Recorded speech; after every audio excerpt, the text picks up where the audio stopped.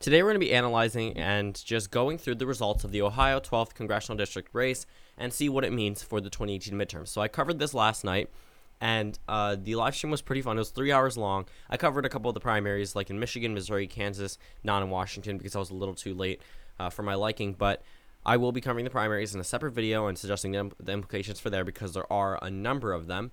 But let's just say that this Ohio race pretty much shows good news for the President of the United States, not so much for the national GOP.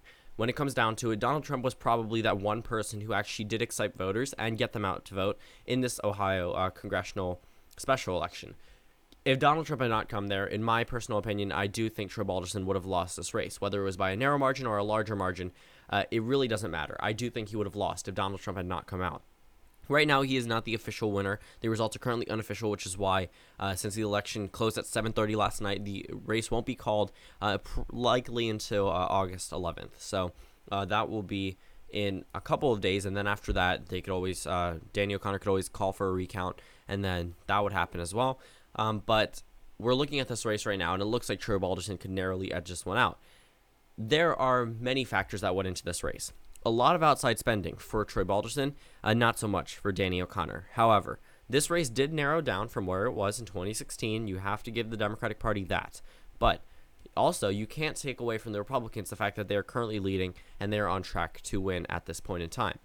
Right now, in this district, special elections typically get close. Many voters did say they did not know there was an election until Donald Trump had come out. That is one of the main reasons why I do believe Donald Trump was a main factor in this Ohio special election, because this is a state that he won by 8% in 2016. Clearly, he would have a positive impact on a county he won by a larger margin than he won the state by. He won in this county by 11%. Pat Tiberi won this district by over 30%.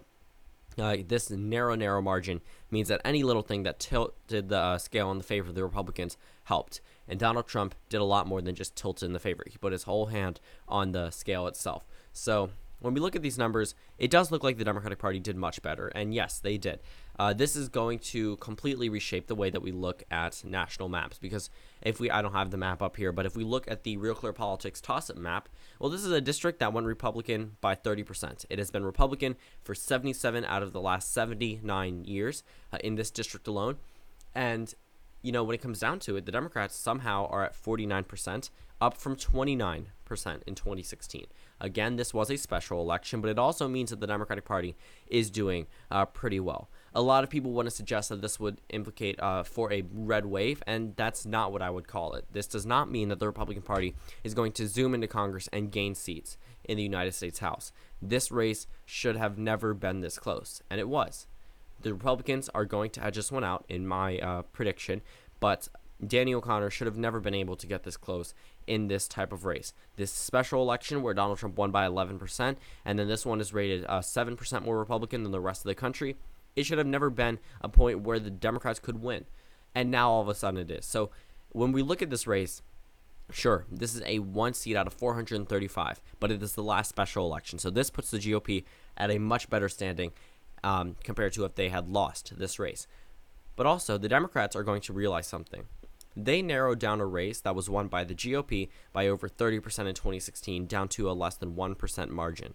They will be going into these midterm elections being able to flip these races won by Republicans, like in California or New York, or a couple of other races in New Jersey, areas where Hillary Clinton won in these districts and these Republican incumbents were reelected by 1 to 5%. Those races will no longer be toss-ups. They will be a prime target for the Democrats, and it will be an area where they will do phenomenal in, because if they are able to narrow down the margin from 30% to less than 1%, keep in mind all those districts that were won between 1 to 29% could now narrow down into the favor of the Democratic Party. So right now, these numbers are, I guess, as the Democrats have painted every special election, I would say, not really personally would say, but they have painted this one as a moral victory. This is a victory where they have won better than they expected to do. But also, it also attributes to something that doesn't really impact this type of election, but opinion polling. Opinion polling, the last two polls taken a couple days apart, showed Troy Balderson leading by 1, and then another one showed Danny O'Connor, the most recent one, showed Danny O'Connor winning by 1, which was Emerson.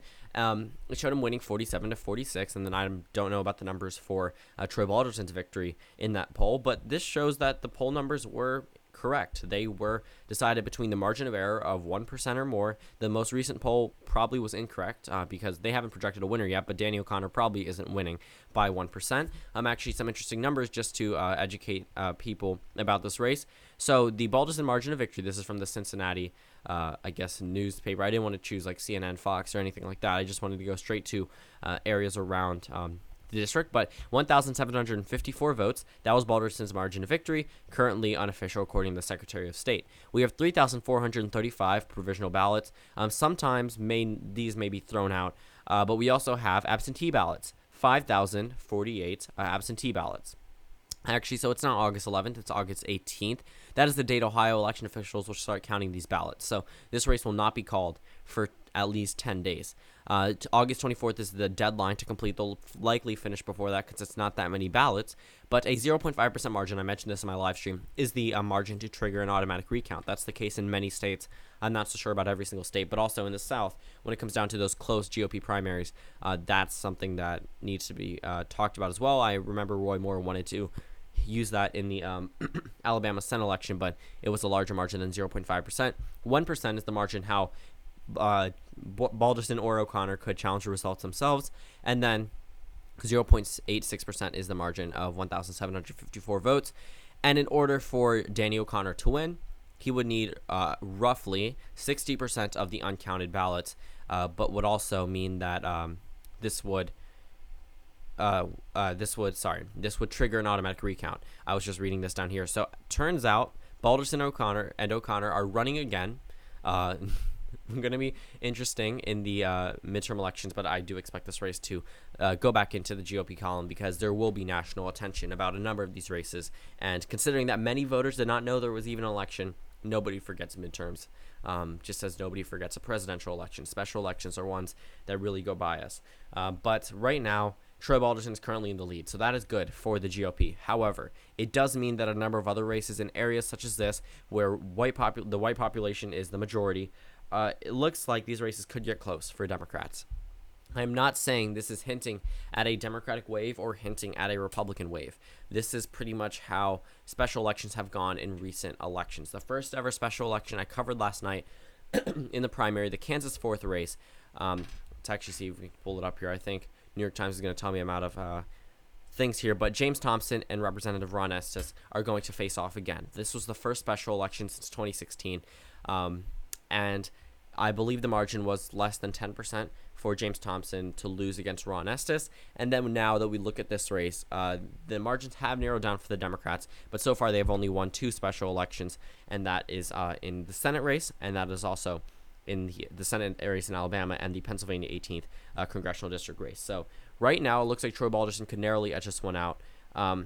But I think the parties are at an even playing field now. I don't think this is going to benefit the Democrats in terms of energizing the voters because it doesn't show that they can win in special elections, even though other elections may. But this was the final race that's going to set the tone for the 2018 midterms, and it tilts it a little bit in the favor of the Republicans. But right now, I do think that they're pretty much as if this election had never occurred.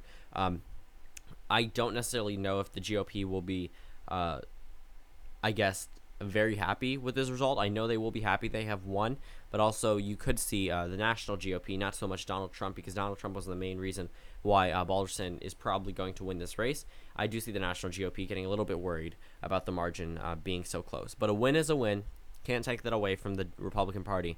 Right now, again, like I said, I'm not going to repeat it. Everything I just said still stands. So thank you guys for watching this video. Comment down suggestions below, and I will see you all tomorrow.